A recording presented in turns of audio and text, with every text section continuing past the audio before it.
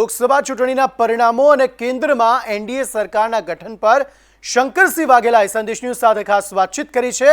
શંકરસિંહ વાઘેલાએ જણાવ્યું, અતિ સર્વત્ર વર્જતે ભાજપને બ્રેકની જરૂર હતી। ઇન્ડિયા ગઠબંધન પરિણામોની નજીક પહોંચીને પણ દૂર રહ્યું। હવે એનડીએની સરકાર બનશે, પણ હવે એનડીએ ખરા અર્થમાં ગઠબંધન કહેવાશે। ભાજપને મળેલી 240 બેઠકો પણ વધારે કહેવાય। હવે જે સરકાર બનશે એ ફક્ત ફોટો પડાવવા પૂરતી જ બનશે। 10 વર્ષમાં ભાજપે ખોટા રાષ્ટ્રવાદનો પ્રચાર કર્યો। મોદી વ્યક્તિ મટીને પરમાત્મા બની ગયા હતા, પરંતુ ગઠબંધનમાં તેઓ જે કહેશે એમ નહીં થાય। આ સાથે શંકરસિંહે કોંગ્રેસ વિશે પણ જણાવ્યું કે કોંગ્રેસે વધુ હરખાવાની જરૂર નથી, કોંગ્રેસે પણ હવે મહેનત કરવાની જરૂર છે। કોંગ્રેસે ચૂંટણી પહેલા બધાની સાથે વ્યક્તિગત મીટિંગ કરી હોત તો આજે તેમની સરકાર હોત। પરિણામ 2024ના આવ્યા છે। આ પરિણામ પહેલા તો આપ કેવી રીતે જુઓ છો, કારણ કે આપને બહુ બહોળો અનુભવ રાજનીતિનો છે। અતિ સર્વત્ર વર્જતે, વધારે પડતું હોય એ નકામું હોય છે, એટલે બીજેપીને બ્રેકની જરૂર હતી। એટલે એ ચાલતી ગાડી ઢારમાં જે બ્રેક નહોતી એ પ્રજાએ બ્રેક મારી એમ કહીએ તો ચાલે।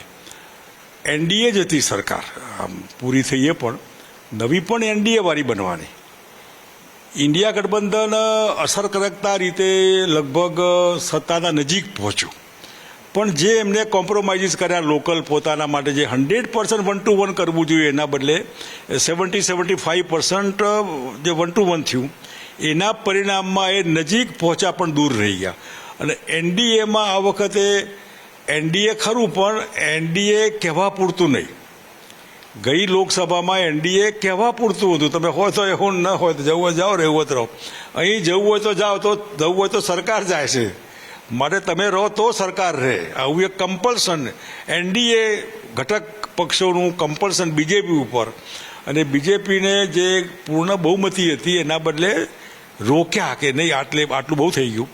એ બી વધારે કહેવાય મત, જે અત્યારે 240 સીટ મળી ને પણ વધારે પડતી, છતાં પણ પબ્લિકે આપ્યું મત, અને એના આધારે અત્યારે ચેક એન્ડ બેલેન્સથી સરકાર ચાલશે। જે સરકારનું સ્ટીયરિંગ તો કદાચ બીજેપીના હાથમાં હશે, પણ બ્રેક અને એક્સિલેટર બીજાના હાથમાં હશે।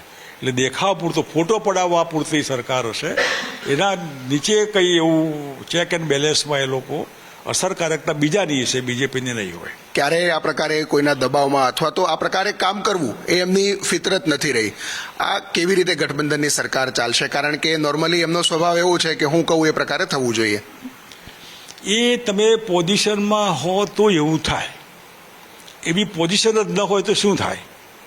ગુજરાતમાં તો જે વખતે જે બન્યું એમાં એમના સિવાય આરએસએસ ઉપર કોઈનો સીધો કંટ્રોલ હોય એવું કોઈ નહોતું, માટે અહીં ડાયરેક્ટલી ઇનડાયરેક્ટલી પૂરો કંટ્રોલ પાર્ટી, સંઘ અને બધા ઉપર એમનો હતો। એના આધારે અહીં સરકાર બની।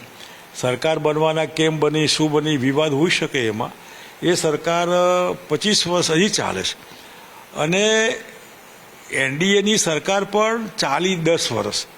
જે 10 વર્ષના વહીવટમાં ધાર્યું હોત તો ઘણું સારું થઈ શકત, પણ એમાં ખોટા માર્કેટિંગ અને ખોટા રાષ્ટ્રવાદના આધારે અલગ દિશામાં આખા દેશને રાઇટ આઈડિયોલોજીમાં લઈ ગયા, જેમાં માનવતા, ભૂખ, બેરોજગારી, હાઇજીન, એજ્યુકેશન આ બધું બાજુમાં રહ્યું। એના બદલે મંદિર, 370 વગેરે વગેરે, જેમાં બહુ ફરક ન પડે લોકોને, પણ ઊભું કરવામાં આવ્યું માર્કેટિંગના માધ્યમથી। એટલે બ્રેક મારે તો ગાડી ઊભી રહે, પેલો એક માણસ એક્સિલેટર બી દબાવે, બીજો બ્રેક બી દબાવે, લાગે લોકોને ચાલે, પણ ગાડી ઊભી હોય।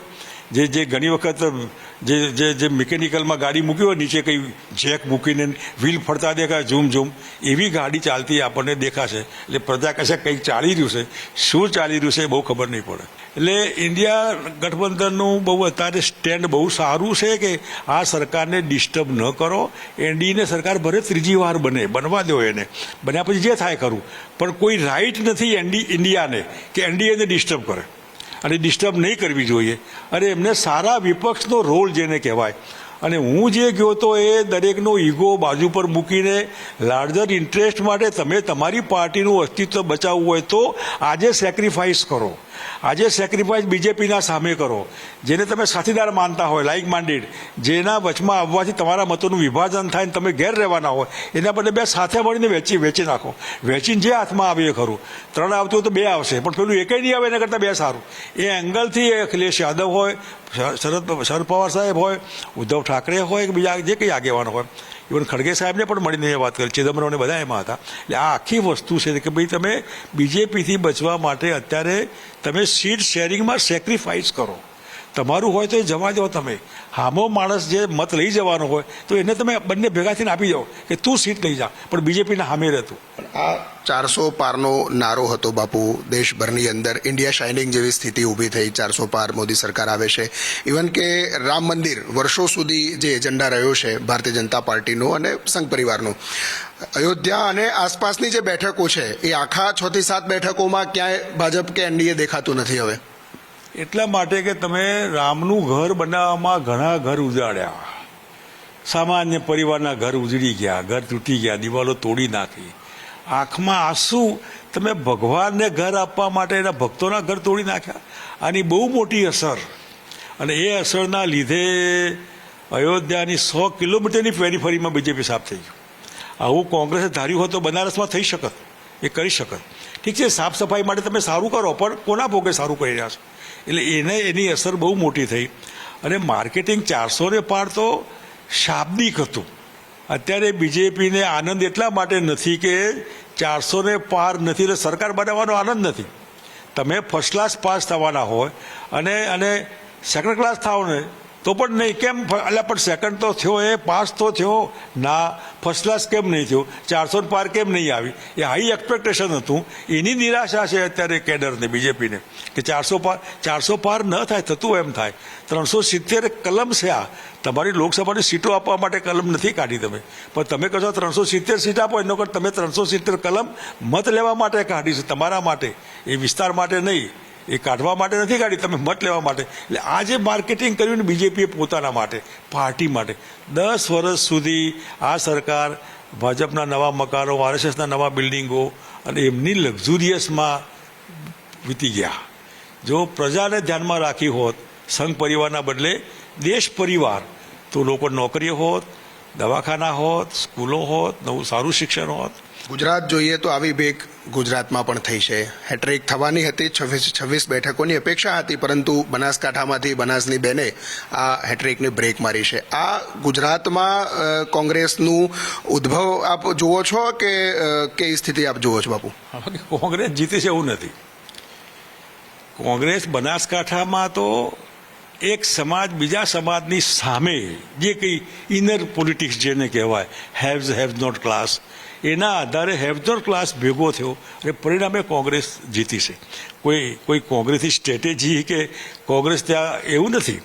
પાટણ પણ જીતી શકત, એવી રીતે આણંદ પણ જીતી શકત જો કોંગ્રેસે પૂરું ધ્યાન. એટલે કોંગ્રેસ તો આને ઇલેક્શનને આવે ત્યારે તૈયારી કરે. ખેડૂત જેવો ખેડૂત પણ વરસાદ આવવાનો હોય તો અગાઉથી પોતાના ખેતરો સાફસૂફ કરતો હોય. કોંગ્રેસ એ નથી કરતી. બીજેપી એડવાન્સમાં હોમવર્ક કરે છે. કોંગ્રેસ એડવાન્સમાં નહીં, 11th વાર બી હોમવર્ક નથી કરવી. થાય એવું ખરું. એના પરિણામે પાર્ટી નાની બનતી ગઈ, જેના કોઈ માલિક નથી, માલિકને પડી નથી ગુજરાતમાં શું થાય છે. એના કારણો હોઈ શકે. અને એના લીધે કોંગ્રેસ બાય ધી વે એક સીટ જીતી, એમાં બીજેપીને 25 જીત્યાનો આનંદ નથી. કોંગ્રેસ એક જીતી એનું દુઃખ છે. આવું નહીં હોવું જોઈએ. કોંગ્રેસ જીતી ભલે જીતી, તમે જીત્યા ભલે જીત્યા, આવું કંઈ દુઃખ નહીં હોય કે એક કેમ જીતી ગયા, અમારો રેકોર્ડ રહી ગયો. એ તારો રેકોર્ડ એક બાજુ ગયો. જીત્યા પણ એમાં છાતી કૂટવા જ ના હોય. એમાં પછી પસ્તાવો કે એક રહી ગઈ એનું દુઃખ વ્યક્ત. આનંદ જીત્યા એની મજા કરો ને. કેમેરામેન જયવીરસિંહ સાથે હિરેન રાવલ, સંદેશ ન્યૂઝ, ગાંધીનગર.